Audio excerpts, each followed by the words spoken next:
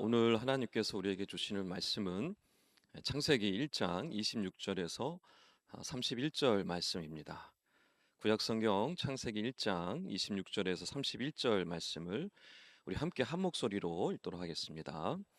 하나님이 이르시되 우리의 형상을 따라 우리의 모양대로 우리가 사람을 만들고 그들로 바다의 물고기와 하늘의 새와 가축과 온 땅과 땅에 기는 모든 것을 다스리게 하자 하시고, 하나님이 자기 형상 곧 하나님의 형상대로 사람을 창조하시되 남자와 여자를 창조하시고, 하나님이 그들에게 복을 주시며 하나님이 그들에게 이르시되 생육하고 번성하여 땅에 충만하라. 땅을 정복하라. 바다의 물고기와 하늘의 새와 땅에 움직이는 모든 생물을 다스리라 하시니라. 하나님이 이르시되 내가 온 지면에 씨 맺는 모든 채소와 씨 가진 열매 맺는 모든 나무를 너희에게 주노니 너희의 먹을 거리가 되리라. 또 땅의 모든 짐승과 하늘의 모든 새와 생명이 있어 땅에 기는 모든 것에게는 내가 모든 푸른 풀을 먹을 거리로 주노라 하시니 그대로 되니라. 하나님이 지으신 그 모든 것을 보시니 보시기에 심히 좋았더라. 저녁이 되고 아침이 되니 이는 여섯째 날이니라. 아멘. 할렐루야. 예, 주제에 나오신 여러분 환영하고 축복합니다. 서로 한번 인사하겠습니다. 환영합니다. 잘 오셨습니다. 예, 환영합니다. 잘 오셨습니다. 하나님께서 사람을 창조하시기 전에 세상 만물을 다 만들어 놓으셨습니다. 여러분 왜 그렇게 하셨을까요? 사람에게 필요한 그 모든 것을 미리 준비하기 위함입니다. 아, 예를 들어서 산에 있는 나무들을 왜 만드셨을까요? 공기 청정기, 공기 정화기로 사용하시기 위함이었습니다. 바다는 왜 만드셨을까요? 정수기, 정수기로 사용하시기 위함입니다. 누구를 위함이죠? 사람입니다. 하나님은요, 사람을 공기와 물이 필요한 존재로 만드셨습니다. 그래서 그 전에 사람을 만들기 전에 모든 것을 세팅해 놓으신 것이죠. 공기청정기도 준비해 놓으시고 정수기도 준비해 놓으신 겁니다. 또 중요한 것이 있죠. 바로 먹을 것입니다. 하나님은 사람을 또 먹을 것이 필요한 존재로 만드셨습니다. 그래서 이 먹을 것을 준비해 주시죠. 오늘 우리가 읽었던 그 창세기 1장 29절의 말씀이 바로 그 말씀입니다. 이 외에도 일이 필요한 존재로 만드셔서 일을 주셨습니다. 또 쉼이 필요한 존재로 만드셔서 쉼을 주셨습니다. 또 잠이 필요한 존재로 만드셔서 잠을 잘 수 있게 잠을 주셨습니다. 즉 사람은요, 태어날 때 모든 것을 가지고 태어나는 것이 아니라 세상에 살면서 현지조달해야 할 것, 그 필요를 가지고 태어나게 하셨습니다. 자, 그래서 사람에게는요, 필요한 것이 참 많습니다. 이 말을 바꿔 말하면 사람에게는 부족한 것이 참 많다가 됩니다. 사람마다 다르지만 부족한 정도가 다르지만 누구나 힘이 부족하고 지혜가 부족하고 또 돈이 부족하기도 하고 경험이 부족하기도 하죠.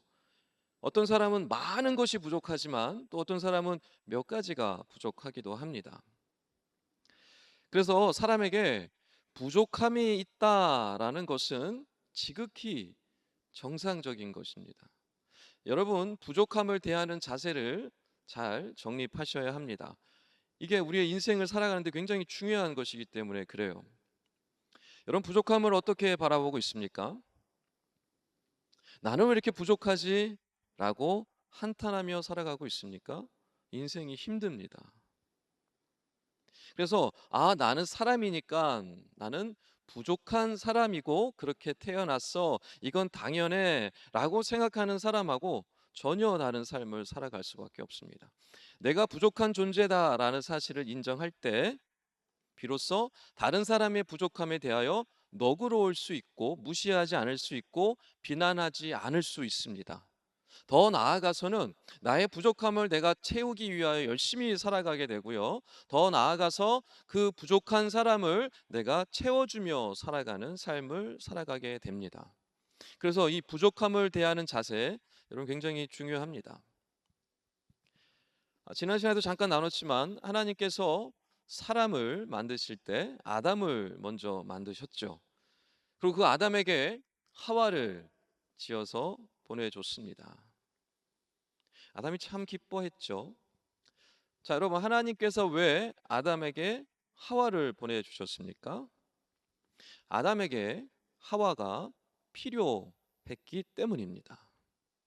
하나님께서 아담에게 가장 첫 번째 일을 주셨어요. 그게 뭡니까? 세상 모든 동물들의 이름을 짓게 하시는 거였어요.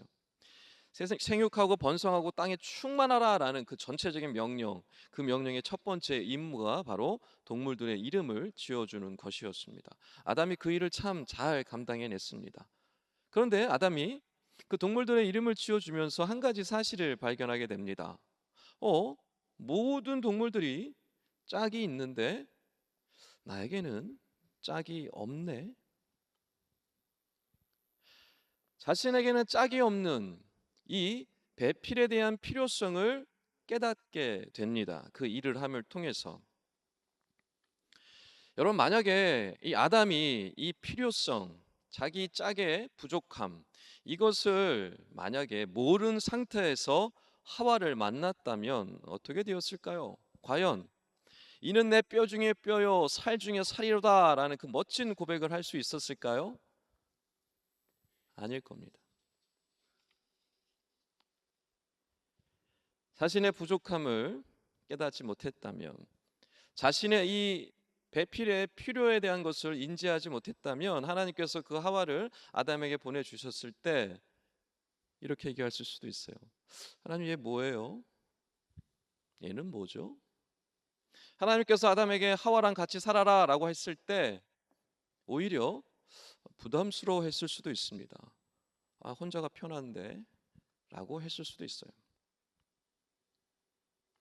자, 이처럼 사람에게는요 부족함이 있고 그 부족함을 채우고자 하는 본능이 있습니다. 하나님께서 그렇게 디자인해서 만들어 놓으셨죠.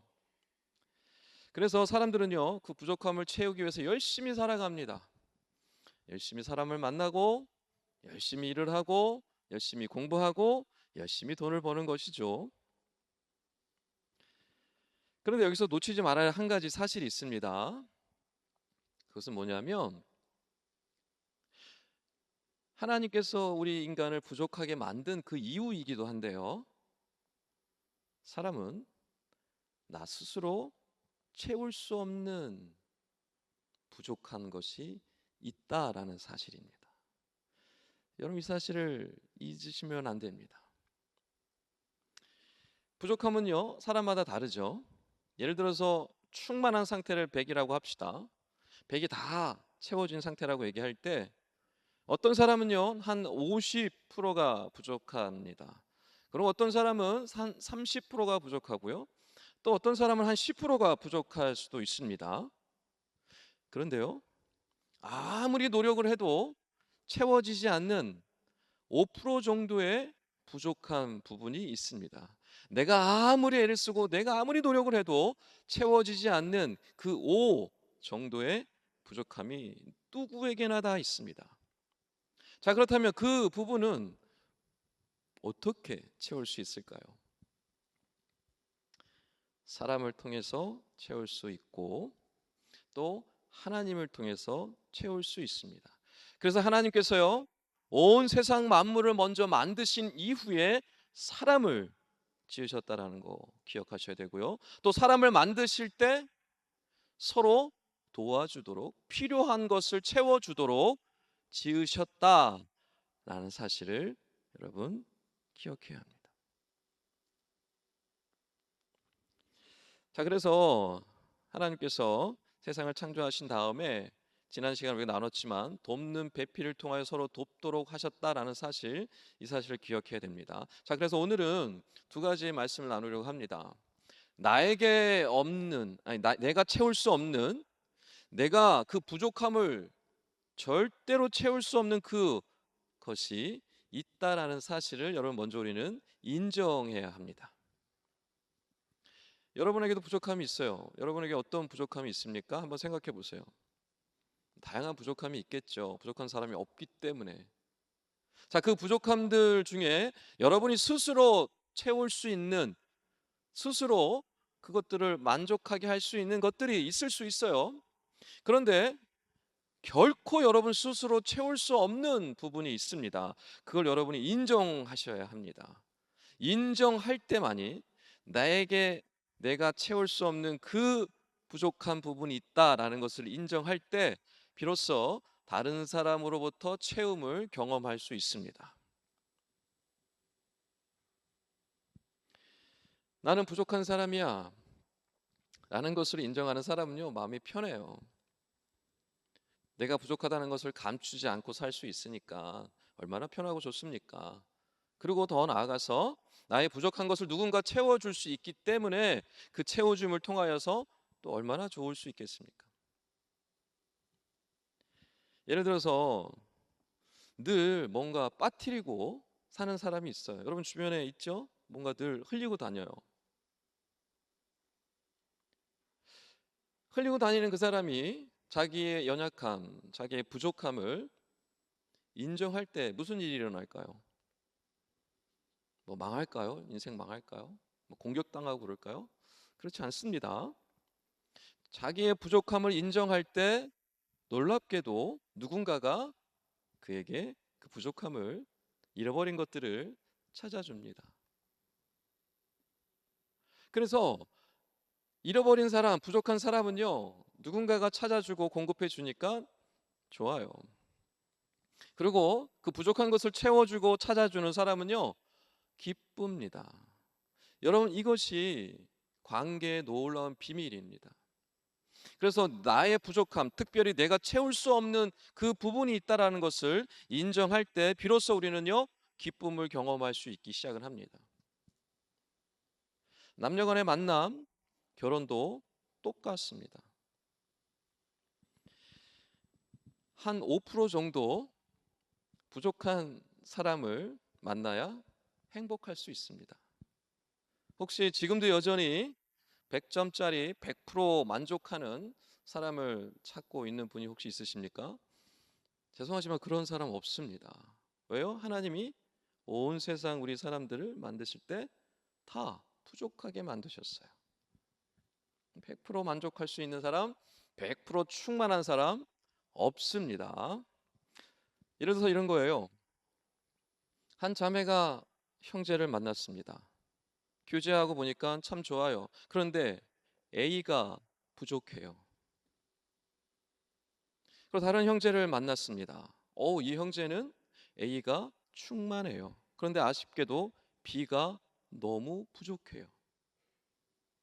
헤어졌어요.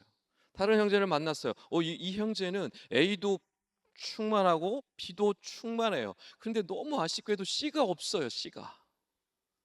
자, 네 번째, 다섯 번째 다를까요? 다르지 않습니다. 왜요?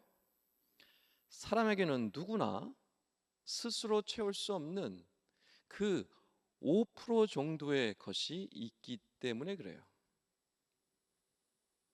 자, 그럼 어떻게 해야 합니까? 완전한 사람 100점짜리 찾을 필요 없어요. 어떻게 해야 됩니까?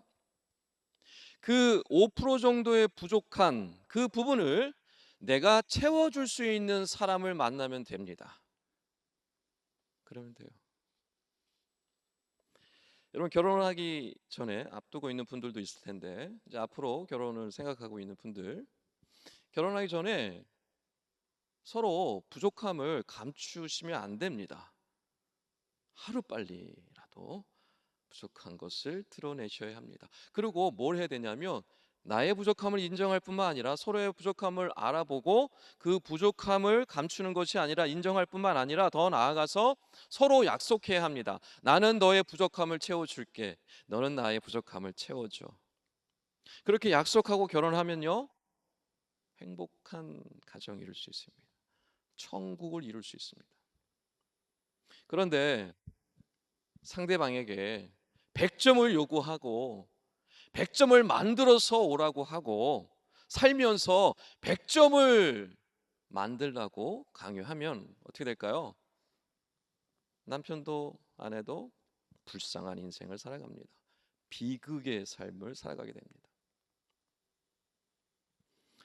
그러나 여러분, 부족함을 서로 인정하고 채워주고 그 부족한 5% 그것을 서로 채워주려고 해결해 주려고 애쓰며 살아가다 보면 행복한 가정으로 살아갈 수 있습니다. 잘 기억하십시오. 여러분, 우리 주변에 부족함이 있는 사람들이 보일 때가 있어요. 왜 보일까요? 우리 눈에?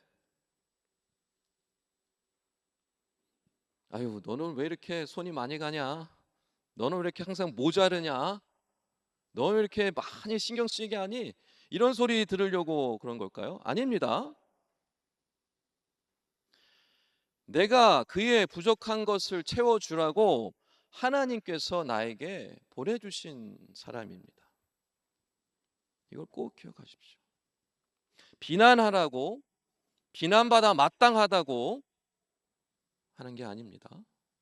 그 사람의 부족함을 보이게 하신 이유, 그의 부족함을 내가 채워주라고, 공급해주라고 하나님이 나에게 보내주셨다는 사실을 여러분 기억하셔야 합니다. 내가 그 사람을 채워줄 때 무슨 일이 일어날까요? 놀랍게도 하나님께서 나를 채워주십니다. 이게 하나님이 하시는 일의 신비입니다. 여러분, 질량 보존의 법칙 아시죠? 이것은 자연 세계에만 존재하는 법칙이 아닙니다. 우리 인간관계 안에서 그대로 적용되고 있는 원리, 법칙입니다. 사람에게는요, 정서적으로, 육체적으로 또 지적으로 채워줘야 할 부족함이 있어요. 다양한 부족함이 있어요. 자, 그런데 예수 믿는 사람들은요, 영적으로만 채워주면 될까요? 그렇지 않습니다. 예수 믿는 사람도요, 배가 채워줘야 돼요. 정서적으로 채워져야 된단 말이에요. 아무리 예수 잘 믿어도 영적인 것으로만 충만하게 살아갈 수 없어요. 하나님이 그렇게 만드셨어요. 그래서 여러분, 청년 공동체 안에서 영적인 것으로만 추구해서는 결코 우리가 제대로 살아갈 수가 없습니다. 배도 채워줘야 돼요, 서로. 정서적인 부분도 서로 채워줄 수 있으셔야 해요. 문화적인 부분도 채워줄 수 있으셔야 합니다. 그래서 여러분, 예배도 중요하고 동네 모임도 중요하고 전체 모임도 중요하고 축구 모임도 중요합니다. 그래서 여러분, 우리가 함께 영적인 것으로만 추구하며 살아가는 존재가 아니라 다양한 육체적인, 지적인, 정서적인, 문화적인 그 필요가 있는 사람들이고 그것을 서로 채워주고 충족해 줄 때 비로소 우리 관계가 아름다워지고 우리 공동체가 건강하게 세워져 갈 수 있다라는 사실을 여러분, 우리는 기억해야 합니다. 한번 옆에 이야기하겠습니다. 저는 부족합니다. 아직도 부족함을 인정하지 못하시겠어요? 다시 한번. 저는 부족합니다. 제가 채워드릴게요. 네, 서로의 부족함을 서로 채워줬으면 좋겠습니다. 자, 두 번째로, 나에게는요, 내 스스로 채울 수 없는 것뿐만 아니라 사람이 채울 수 없는 것뿐만 아니라 오직 하나님만 채울 수 있는 부분이 있다는 사실을 반드시 기억해야 합니다.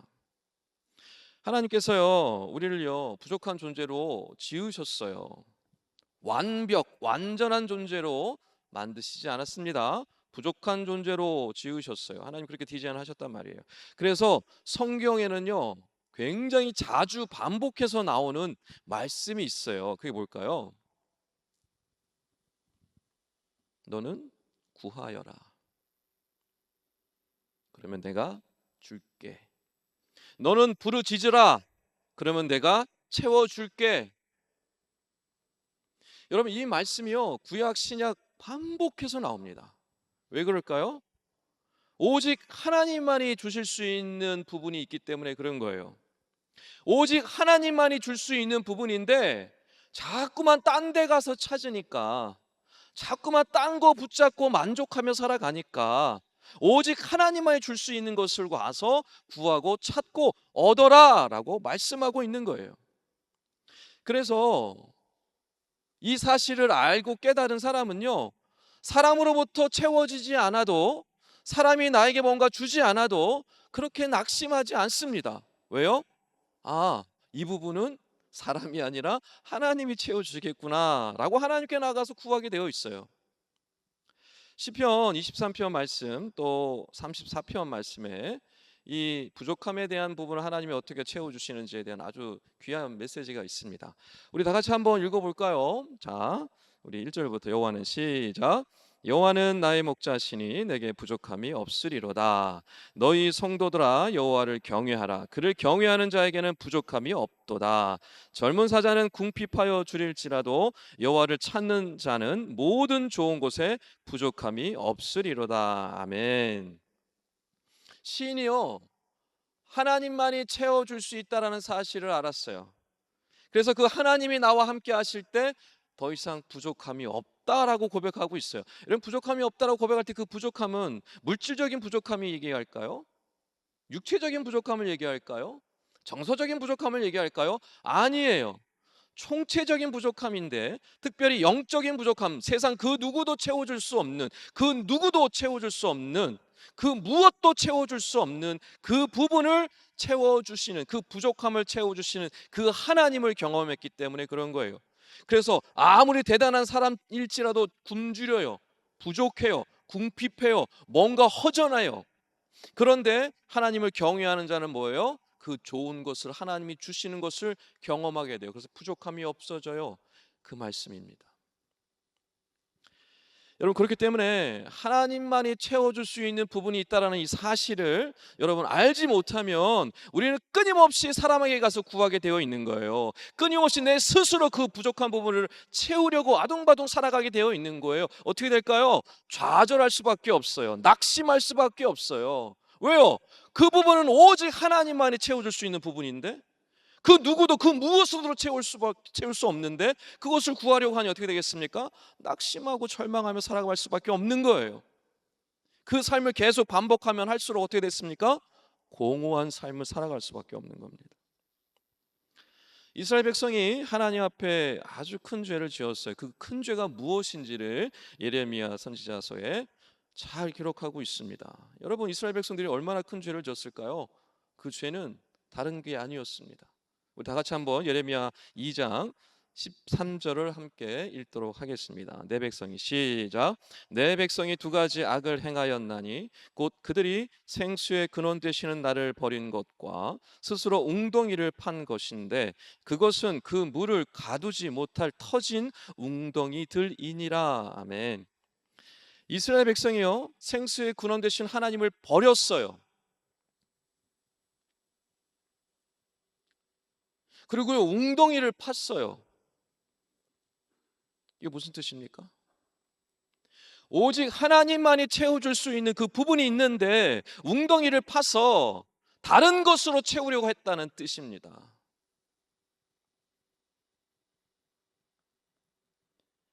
하나님만이 채울 수 있는 부분을 다른 것을 채우려고, 다른 것으로 채우려고 했던 거예요.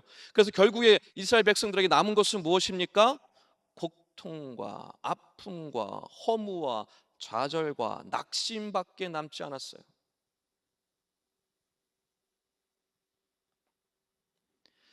여러분, 이스라엘 백성만이 아닙니다. 우리 안에도 그와 같은 것이 있습니다. 오직 하나님으로부터만 채울 수 있는 부분이 있단 말이에요. 그런데 우리는 자꾸만 다른 것으로 채우려고 합니다. 그래서 잠시 채워진 것 같아요. 잠시 만족된 것 같아요. 잠시 충만한 것 같아요. 그런데 이내 곧 공허해집니다. 허무해집니다. 왜 그렇습니까? 사람이 채울 수 없는데 사람으로 채우려고 했기 때문에. 그 무엇인가로 채울 수 있다고 생각했는데 그 무엇으로 채울 수 없기 때문에, 그 누구도 채울 수 없는 그곳을 자꾸만 누군가로 인해 채우려고 했기 때문에 그렇습니다. 오직 주님만 채울 수 있는 부분인데.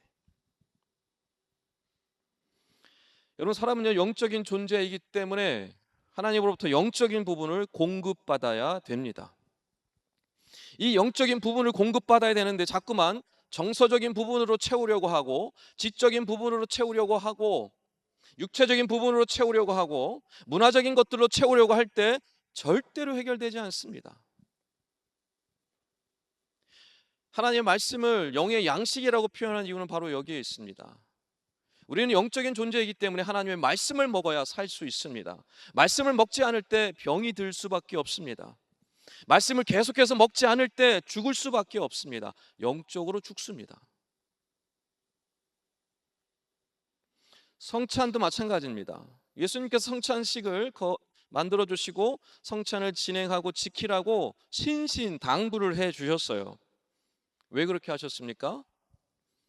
주님의 살과 피를 먹고 마셔야만 우리의 영혼이 살 수 있기 때문에 그렇습니다. 우리의 영혼이 강건해지기 때문에 그렇습니다. 찬양도 마찬가지입니다. 여러분, 우리가 찬양을 할 때 기쁘고 즐겁고 행복합니다. 왜 그럴까요?